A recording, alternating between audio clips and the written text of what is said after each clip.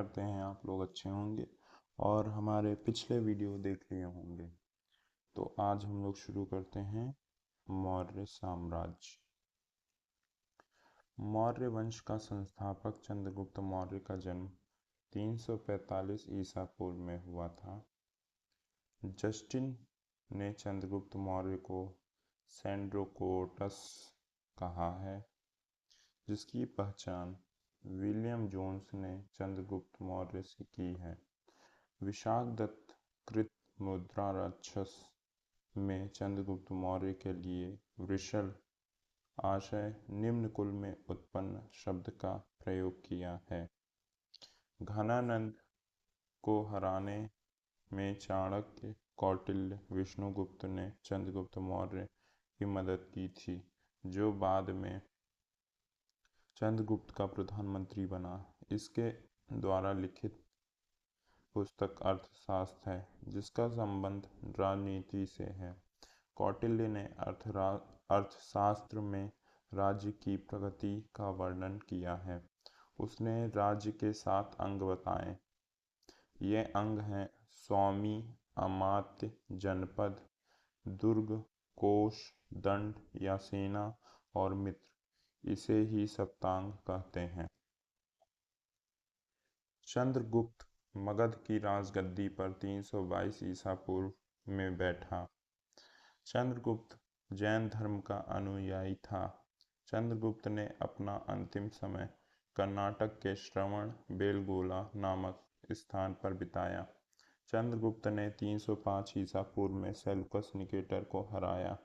Seleucus Nicator ने अपनी पुत्री कार्नेलिया की शादी चंद्रगुप्त मौर्य के साथ कर दी और युद्ध की संधि शर्तों के अनुसार 4 प्रांत काबुल, कांधार, हेरात, मकरान चंद्रगुप्त को दे दिए। चंद्रगुप्त मौर्य ने जैनी गुरु भद्रबाहु से जैन धर्म की दीक्षा ली थी। मेगास्थनीज सेल्यूकस निकेटर का राजदूत था, जो चंद्रगुप्त के दरबार में रहता था।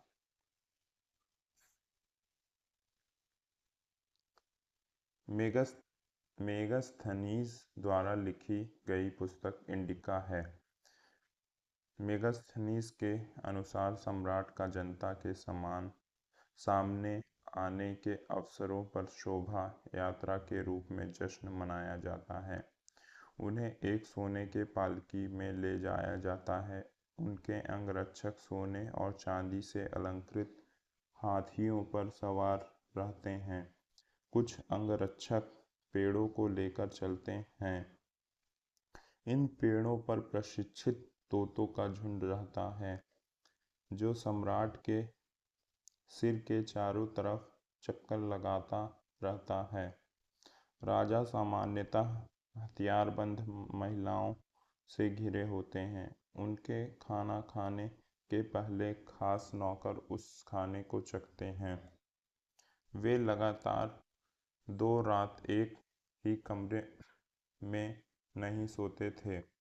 पाटलिपुत्र के बारे में पाटलिपुत्र एक विशाल प्राचीर से घिरा है, जिसमें 570 बुर्ज, 64 द्वार, 2 और 3 मंजिल वाले घर लकड़ी और कच्ची ईंटों से बने हैं। राजा का महल भी काठ का बना है, जिसे पत्थर की नक्काशी से अलंकृत किया गया है। यह चारों तरफ से उद्यानों और चिड़ियों के लिए बने बसेरों से घिरा है। चंद्रगुप्त मौर्य और सेल्यूकस के बीच हुए युद्ध का वर्णन एपियानस ने किया है। प्लूटार्क के अनुसार चंद्रगुप्त ने सेल्यूकस को 500 हाथी उपहार में दिए थे। चंद्रगुप्त की मृत्यु 298 ईसा पूर्व में श्रवण बेलगोला में उपवास द्वारा हुई। बिंदुसार। चंद्रगुप्त मौर्य का उत्तराधिकारी बिंदुसार हुआ, जो 298 ईसा पूर्व में मगध की राजगद्दी पर बैठा। इसे अमित्रघात के नाम से जाना जाता है। अमित्रघात का अर्थ है शत्रु विनाशक। बिंदुसार आजीवक संप्रदाय का अनुयायी था। आजीवक संप्रदाय की स्थापना मखलीपुत्र गोसाल ने की थी। वायु पुराण में बिंदुसार को भद्रसार या वारिसार कहा गया है। स्ट्रैबो के अनुसार सीरियन नरेश एंटियोकस ने बिंदुसार के दरबार में डायमेकस नामक राजदूत भेजा। इसे ही मेगास्थनीज का उत्तराधिकारी माना जाता है। जैन ग्रंथों में बिंदुसार को सिंहसेन कहा गया है। बिंदुसार के शासनकाल में तक्षशिला सिंधु एवं झेलम नदी के बीच में हुए 2 विद्रोहों का वर्णन है। इस विद्रोह को दबाने के लिए बिंदुसार ने पहले सुसीम को और बाद में अशोक को भेजा। एथीनियस के अनुसार बिंदुसार ने सीरिया के शासक एंटियोकस फर्स्ट से मदिरा, सूखे अंजीर एवं एक दार्शनिक भेजने की प्रार्थना की थी। बौद्ध विद्वान तारानाथ ने बिंदुसार को 16 राज्यों का विजेता बताया है।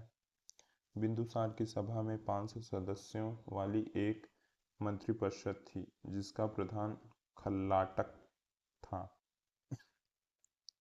अब देखते हैं अशोक। बिंदुसार का उत्तराधिकारी अशोक महान हुआ, जो 269 ईसा पूर्व में मगध की राजगद्दी पर बैठा। अशोक की माता का नाम सुभद्रांगी था। दिव्य वदान के अनुसार राजगद्दी पर बैठने के समय अशोक अवंती का राज्यपाल था। मास्की, गुर्जरा, नेत्तूर और उड़ेगोलम के लेखों में अशोक का नाम अशोक मिलता है। अब देखते हैं इनकी मौर्य प्रांत राजधानी। उत्तरापथ तक्षशिला, अवंती राष्ट्र उज्जैनी, कलिंग तोसली, दक्षिणापथ स्वर्णागिरी, प्राशी पूर्वी प्रांत पाटलिपुत्र। अशोक का इतिहास हमें मुख्यतः उसके अभिलेखों से ही ज्ञात होता है। इसके अभिलेखों को निम्नलिखित वर्गों में विभाजित किया जा सकता है। शिलालेख, स्तंभलेख, गुहालेख। डी.आर. भंडाकर जैसे इतिहासकार ने अभिलेखों के आधार पर ही अशोक का इतिहास लिखने का प्रयास किया है।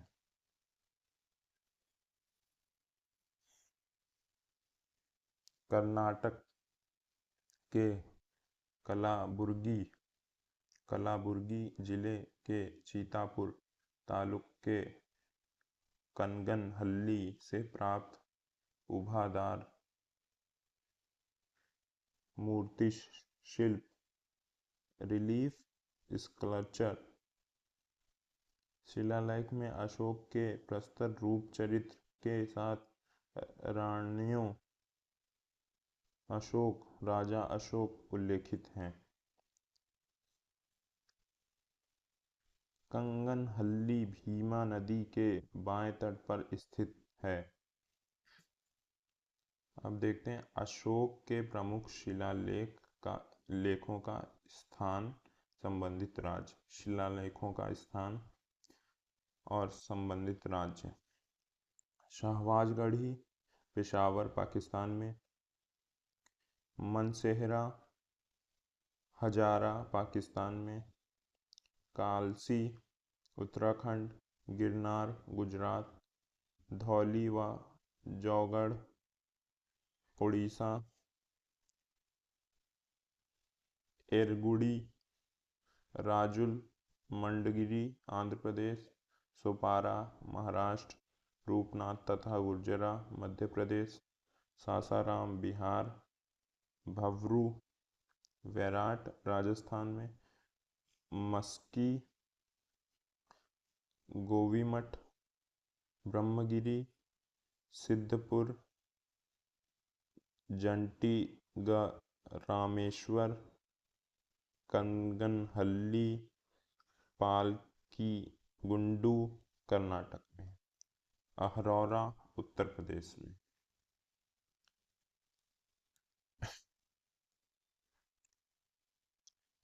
भ्रावु अभिलेख में अशोक ने स्वयं को मगध का राजा बताया है। पुराणों में अशोक पुराणों में अशोक को अशोकवर्धन कहा गया है। देव नाम पियदस्सी अशोक का ही नाम था। अशोक ने अपने अभिषेक के 8 वर्ष बाद लगभग 261 ईसा पूर्व में कलिंग पर आक्रमण किया और कलिंग की राजधानी तोसली पर अधिकार कर लिया। उल्लेख 13वें शिलालेख में है। प्लिनी का कथन है कि मिस्र का राजा फिलाडेल्फस टॉलमी द्वितीय ने पाटलिपुत्र में डियानीसियस नाम का एक राजदूत भेजा था। उपगुप्त नामक बौद्ध भिक्षु ने अशोक को बौद्ध धर्म की दीक्षा दी। नोट: अशोक पहले ब्राह्मण धर्म का अनुयायी था। कल्हड़ के राजतरंगड़ी से पता चलता है कि वह शैव धर्म का उपासक था। निर्ग्रोध के प्रवचन सुनकर उसने बौद्ध धर्म को अपना लिया।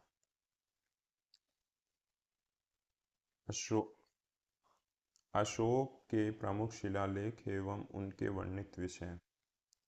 पहला, इसमें पशु बलि की निंदा की गई है। दूसरा, मनुष्य व पशु दोनों की चिकित्सा व्यवस्था का उल्लेख है।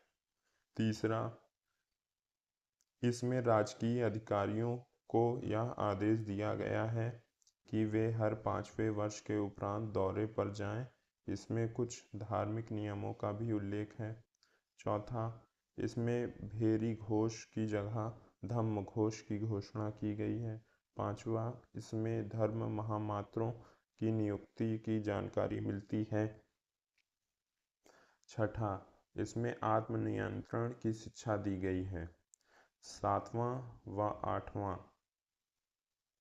इनमें अशोक की तीर्थ यात्राओं का उल्लेख है। नौवां, इसमें सच्ची भेंट तथा सच्चे शिष्टाचार का उल्लेख है।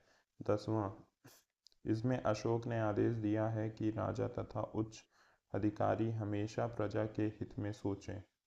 11वां, इसमें धम्म की व्याख्या की गई है। 12वां, इसमें स्त्री महामात्रों की नियुक्ति एवं सभी प्रकार के विचारों के सम्मान की बात कही गई है। 13वां, इसमें कलिंग युद्ध का वर्णन एवं अशोक के हृदय परिवर्तन की बात कही गई है। इसी में 5 यवन राजाओं के नामों का उल्लेख है जहां उसने धम्म प्रचारक भेजे। 14वां, अशोक ने जनता को धार्मिक जीवन बिताने के लिए प्रेरित किया।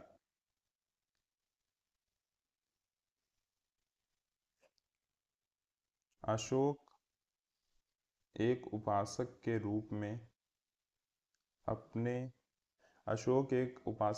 में अपने राज्याभिषेक के 10वें वर्ष बोध गया कि 12वें वर्ष निगली सागर की एवं 20वें वर्ष में लुम्बिनी की यात्रा की। अहरौरा लेख में यह घोषणा की गई है कि अशोक व्यक्तिगत रूप से बौद्ध धर्म का अनुयायी था। रुम्मिनदेई स्तंभ अभिलेख और निगाली सागर स्तंभ अभिलेख बौद्ध मत में अशोक की आस्था का स्पष्ट प्रमाण देते हैं। अशोक ने आजीवकों को रहने हेतु बराबर की पहाड़ियों में 4 गुफाओं का निर्माण करवाया, जिनका नाम कर्ज, चौपार, सुदामा तथा विश्व झोपड़ी था।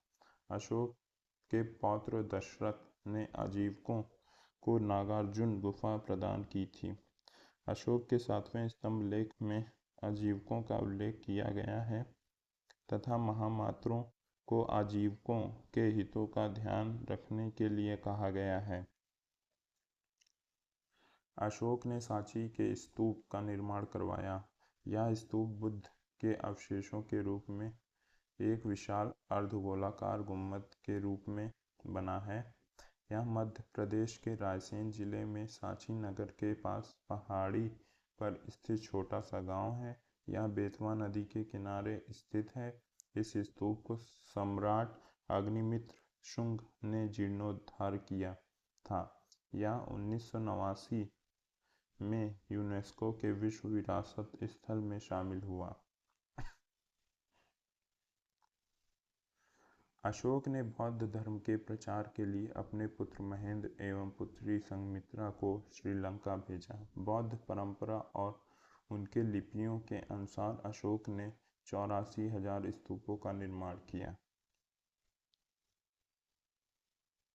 भारत में शिलालेख का प्रचलन सर्वप्रथम अशोक ने किया। अर्थशास्त्र में वर्णित तीर्थ मंत्री, प्रधानमंत्री, पुरोहित, धर्म एवं दान विभाग का प्रधान, सेनापति सैन्य विभाग का प्रधान, युवराज, राजपुत्र,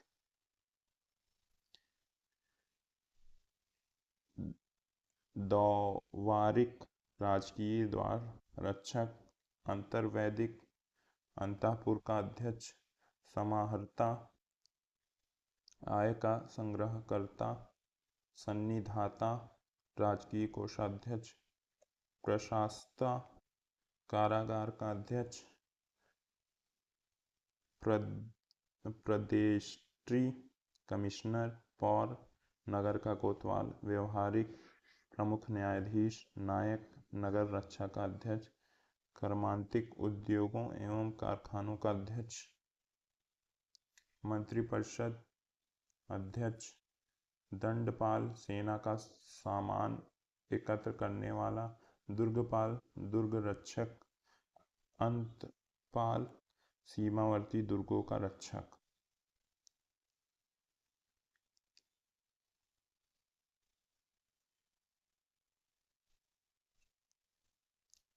नोट: अशोक को अपने राजज्ञाएं, शिलाओं, स्तंभों और गुफाओं में खुदवाने की प्रेरणा ईरान के शासक डेरियस प्रथम से मिली थी। अशोक के शिलालेखों में ब्राह्मी, खरोष्टी, ग्रीक एवं अरमाइक लिपि का प्रयोग हुआ है, लेकिन अशोक के ज़्यादातर अभिलेख प्राकृत भाषा और ब्राह्मी लिपि में हैं। ग्रीक एवं अरमाइक लिपि का अभिलेख अफगानिस्तान, शाहवाज़गढ़ी और मनसेहरा उत्तर प्रदेश से और शेष भारत से। खरोष्टी लिपि का ग्रीक एवं अरमाइक लिपि का अभिलेख अफगानिस्तान से, खरोष्टी लिपि का अभिलेख शाहवाज़गढ़ी एवं मनसेहरा पाकिस्तान के पेशावर के निकट उत्तर प्रदेश से और शेष भारत से ब्राह्मी लिपि के अभिलेख मिले हैं। खरोष्टी लिपि दाईं से बाईं ओर लिखी जाती थी। अशोक के अभिलेखों को 3 भागों में बांटा जा सकता है: शिलालेख, स्तंभलेख, गुहालेख। अशोक के शिलालेख की खोज 1750 ईस्वी में पादेट्री फैनथेलर ने की थी। इनकी संख्या 14 है। अशोक के अभिलेख पढ़ने में सबसे पहली सफलता 1837 ईस्वी में जेम्स प्रिंसेप को हुई। अशोक के स्तंभ लेखों की संख्या 7 है, जो केवल ब्राह्मी लिपि में लिखी गई हैं। यह 6 अलग अलग स्थानों से प्राप्त हुआ है।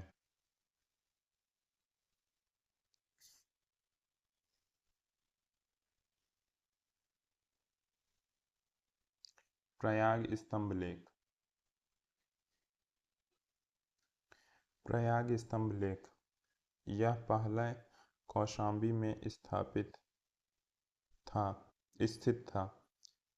इस स्तंभ लेख को अकबर ने इलाहाबाद के जिले में स्थापित कराया। यह स्तंभ मूल रूप से अशोक द्वारा 232 ईसा पूर्व में स्थापित कराया गया था। यह बलुआ पत्थर से बना है। इसकी ऊंचाई लगभग 10.6 मीटर है। इस पर 3 कालखंडों के अभिलेख अंकित हैं। अशोक का मूल धर्म लेख ब्राह्मी लिपि में गुप्त सम्राट समुद्रगुप्त की प्रयाग प्रशस्ति 4वीं सदी ईस्वी संस्कृत में कवि हरिशेन द्वारा रचित। मुगल सम्राट जहांगीर का लेख 1605। यह स्तंभ भारतीय इतिहास के 3 महान युगों मौर्य, गुप्त और मुगल का अद्भुत संगम है। दिल्ली टोपरा स्तंभ लेख। यह मूलतः हरियाणा के यमुनानगर जिले के टोपरा कला गांव में स्थापित था।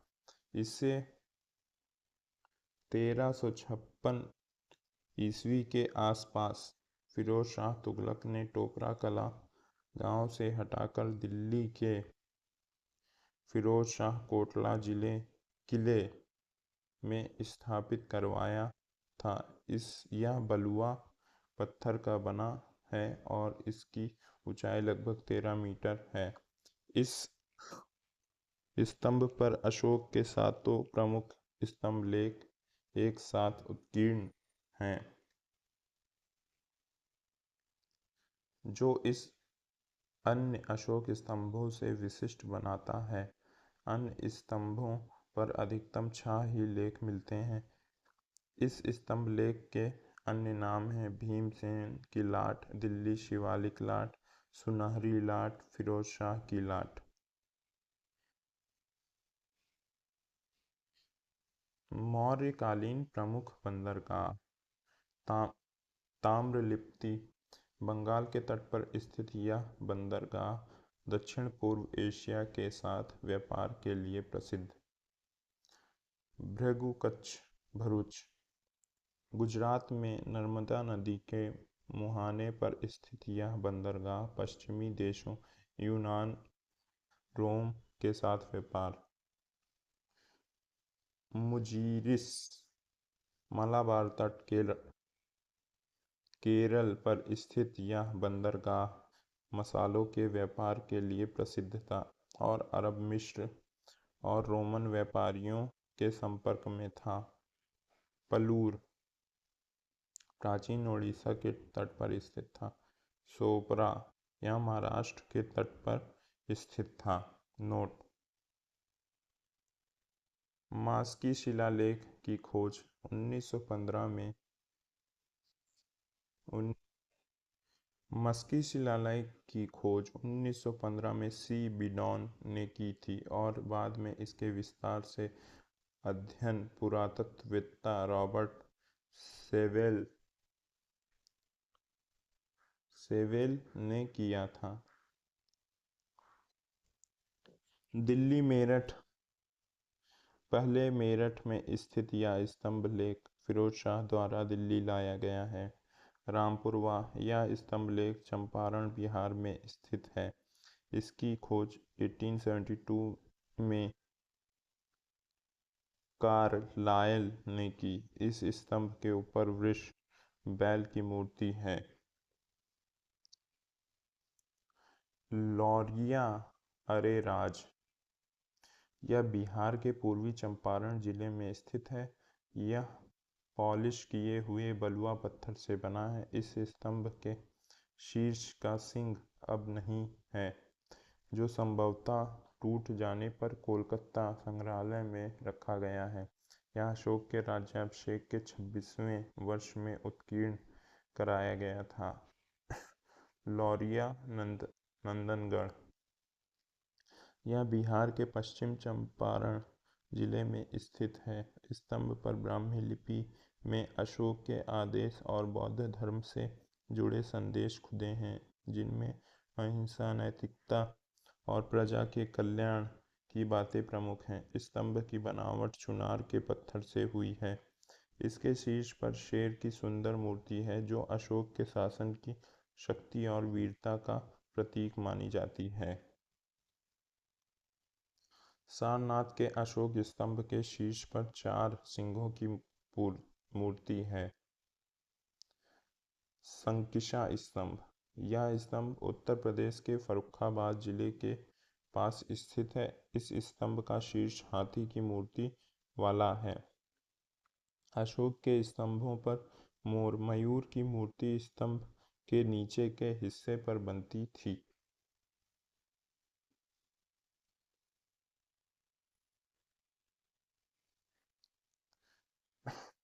कौशाम्बी अभिलेख को रानी का अभिलेख कहा जाता है।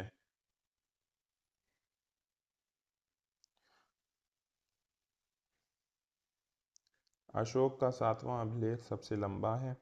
अशोक का सबसे छोटा स्तंभ लेख रुम्मी देई है। इसी में लुम्बिनी में धम्म यात्रा के दौरान अशोक द्वारा भू राजस्व की दर घटाकर 1/8 भाग कर दिया और लुम्बिनी ग्राम का धार्मिक कर बलि माफ कर दिया। महास्थान बांग्लादेश से प्राप्त सोहगौरा का ताम्रपत्र अभिलेख में मौर्य काल में अकाल सूखा जैसे दैवी प्रकोप के समय राज्य द्वारा राहत कार्य किए जाने का विवरण प्राप्त होता है। प्रथम पृथक शिलालेख में यह घोषणा है कि सभी मनुष्य मेरे बच्चे हैं। अशोक का शार ए कुना कंधार अभिलेख ग्रीक एवं आर्मेइक भाषाओं में प्राप्त हुआ है। साम्राज्य में मुख्यमंत्री एवं पुरोहित की नियुक्ति के पूर्व इनके चरित्र को काफी जांचा परखा जाता था, जिसे उपधा परीक्षण कहा जाता था। सम्राट की सहायता के लिए एक मंत्रिपरिषद होती थी, जिसमें सदस्यों की संख्या 12, 16 या 20 हुआ करती थी। अर्थशास्त्र में शीर्षस्थ अधिकारी के रूप में तीर्थ का उल्लेख मिलता है, जिसे महामात्र भी कहा जाता था। इसकी संख्या 18 थी। अर्थशास्त्र में चर जासूस को कहा गया है। अशोक के समय मौर्य साम्राज्य में प्रांतों की संख्या 5 थी। प्रांतों को चक्र कहा जाता था। प्रांतों के प्रशासक कुमार या आर्यपुत्र या राष्ट्रिक कहलाते थे।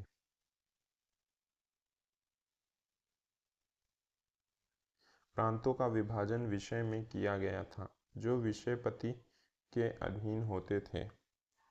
प्रशासन की सबसे छोटी इकाई ग्राम थी, जिसका मुखिया ग्रामिक कहलाता था।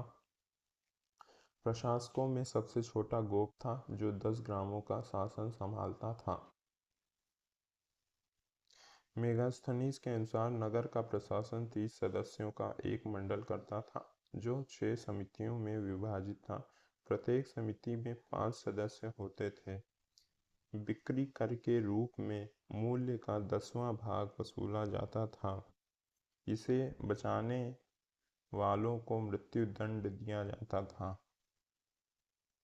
मेगास्थनीज के अनुसार एग्रोनोमाई मार्ग निर्माण अधिकारी था। जस्टिन के अनुसार चंद्रगुप्त मौर्य की सेना में लगभग 50,000 अश्वरोही सैनिक, 9,000 हाथी, 8,000 रथ थे।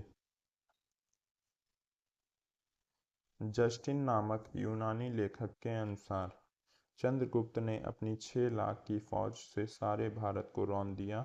यह बात सही भी हो सकती है और नहीं भी, लेकिन यह सही है कि चंद्रगुप्त ने पश्चिमोत्तर भारत को सेल्यूकस की गुलामी से मुक्त किया। जस्टिन ने चंद्रगुप्त की सेना को लुटेरों की सेना कहा है। युद्ध क्षेत्र में सेना का नेतृत्व करने वाला अधिकारी नायक कहलाता था। सैन्य विभाग का सबसे बड़ा अधिकारी सेनापति होता था। प्लिनी नामक यूनानी लेखक के अनुसार चंद्रगुप्त की सेना 6 लाख पैदल सिपाही, 30,000 घुड़सवार, 9,000 हाथी थे। प्रशासनिक समिति एवं उसके कार्य। समिति प्रथम उद्योग एवं शिल्प कार्य का निरीक्षण। द्वितीय विदेशियों की देखरेख। तृतीय जन्म मरण का विवरण रखना। चतुर्थ व्यापार व वाणिज्य की देखभाल। पंचम निर्मित वस्तुओं के विक्रय का निरीक्षण। षष्ठ बिक्री कर वसूल करना। सैन्य समिति एवं उनके कार्य। समिति कार्य। प्रथम जल सेना की व्यवस्था, द्वितीय यातायात एवं रसद की व्यवस्था, तृतीय पैदल सैनिकों की देखरेख, चतुर्थ अश्वरोहियों की सेना की देखरेख, पंचम गज सेना की देखरेख, षष्ठ रथ सेना की देखरेख।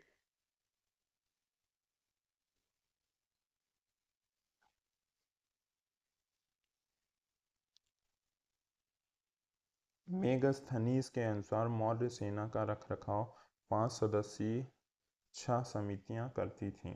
मौर्य प्रशासन में गुप्तचर विभाग महामात्य सर्प नामक अमात्य के अधीन था।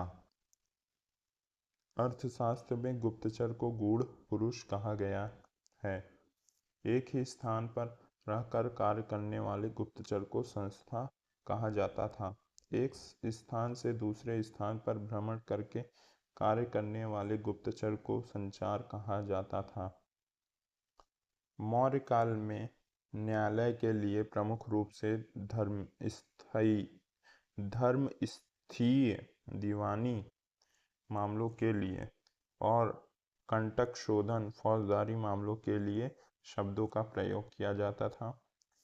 उच्च प्रशासनिक स्तर पर क्षेत्रीय विवाद के लिए संग्रहण एवं द्रोणमुख न्यायालय होते थे। ग्राम स्तर पर ग्राम न्यायालय होते थे। राजा का न्यायालय सर्वोच्च होता था। अशोक के समय जनपदीय न्यायालय के न्यायाधीश को राजुक कहा जाता था।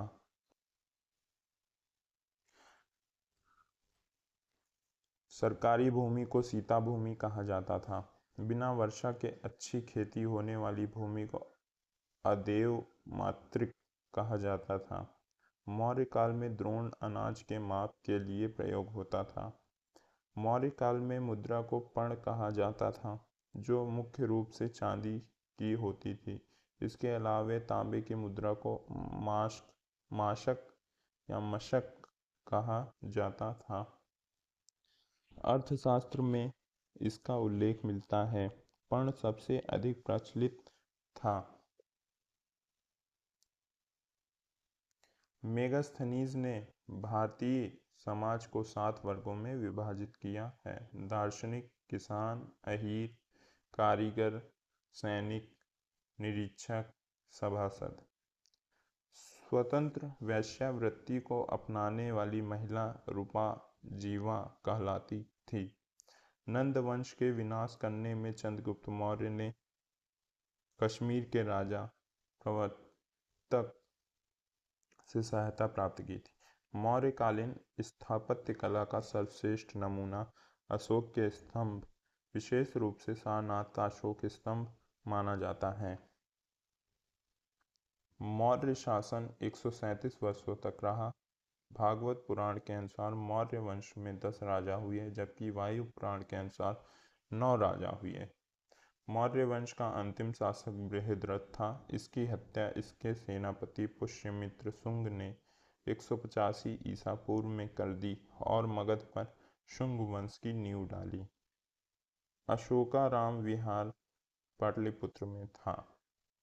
तो यहीं पर मौर्य साम्राज्य समाप्त होता है। अब अगले वीडियो में हम लोग पढ़ेंगे ब्राह्मण साम्राज्य। धन्यवाद। कैसा लगा ज़रूर बताइएगा। जय हिंद, जय भारत।